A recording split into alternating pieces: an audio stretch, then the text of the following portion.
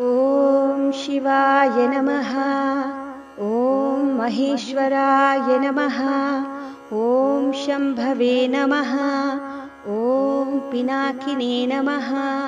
ॐ शशिशेखराय नमः। ॐ वामदेवाय नमः। ॐ विरूपाक्षाय नमः। ॐ कपर्दिने नमः। ॐ नीललोहिताय नमः। ॐ शङ्कराय नमः। ॐ शूलपाणये नमः।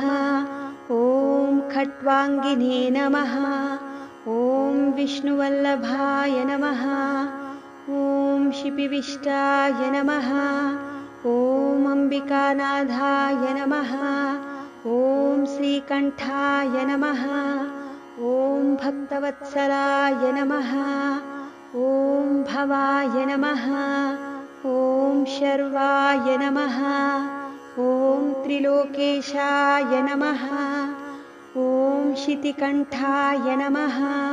ॐ शिवप्रियाय नमः। ॐ उग्राय नमः।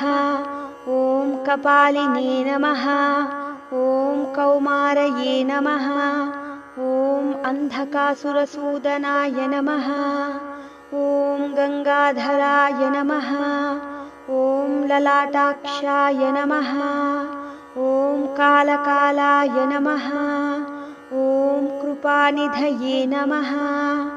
ॐ भीमाय नमः। ॐ परशुहस्ताय नमः।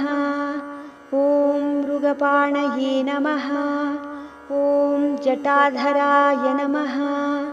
ॐ कैलासवासिने नमः। ॐ कवचिने नमः। ॐ कठोराय नमः। ॐ त्रिपुरान्तकाय नमः। ॐ वृषाङ्काय नमः।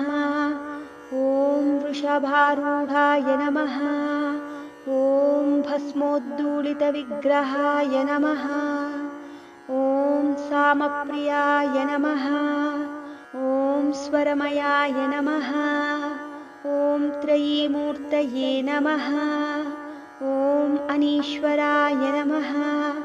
ॐ सर्वज्ञाय नमः। ॐ परमात्मने नमः।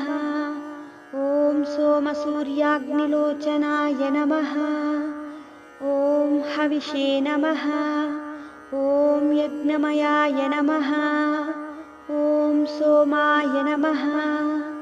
ॐ पञ्चवक्त्राय नमः। ॐ सदाशिवाय नमः। ॐ विश्वेश्वराय नमः। ॐ वीरभद्राय नमः।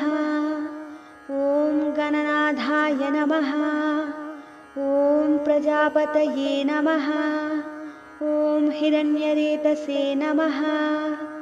ॐ दुर्दर्शाय नमः। ॐ गिरीशाय नमः। ॐ गिरिशाय नमः। ॐ अनघाय नमः। ॐ भुजङ्गभूषणाय नमः। ॐ भर्गाय नमः। ॐ गिरिधन्वने नमः। ॐ गिरिप्रियाय नमः। ॐ कृत्तिवाससे नमः। ॐ पुरारातये नमः। ॐ भगवते नमः। ॐ प्रमदाधिपाय नमः। ॐ मृत्युञ्जयाय नमः। ॐ सूक्ष्मतनवे नमः। ॐ जगद्व्यापिने नमः। ॐ जगद्गुरवे नमः। ॐ व्योमकेशाय नमः। ॐ महासेनजनकाय नमः। ॐ चारुविक्रमाय नमः।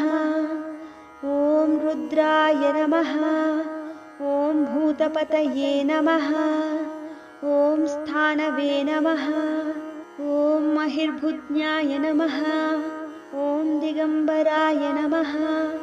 ॐ अष्टमूर्तये नमः। ॐ अनेकात्मने नमः। ॐ स्वात्मिकाय नमः। ॐ शुद्धविग्रहाय नमः। ॐ शाश्वताय नमः। ॐ खण्डपरशवे नमः। ॐ अजाय नमः।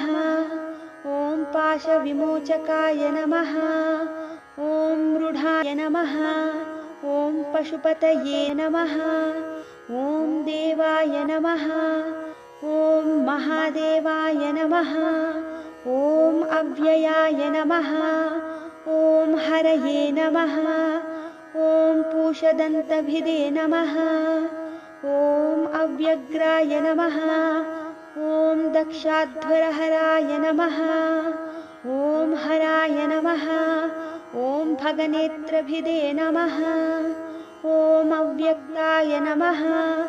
ॐ सहस्राक्षाय नमः। ॐ सहस्रपादे नमः। ॐ अपपर्गप्रदाय नमः। ॐ अनन्ताय नमः। ॐ तारकाय नमः। ॐ परमेश्वराय नमः। इति श्रीशिवाष्टोत्तरशतनामावळि सम्पूर्णम्।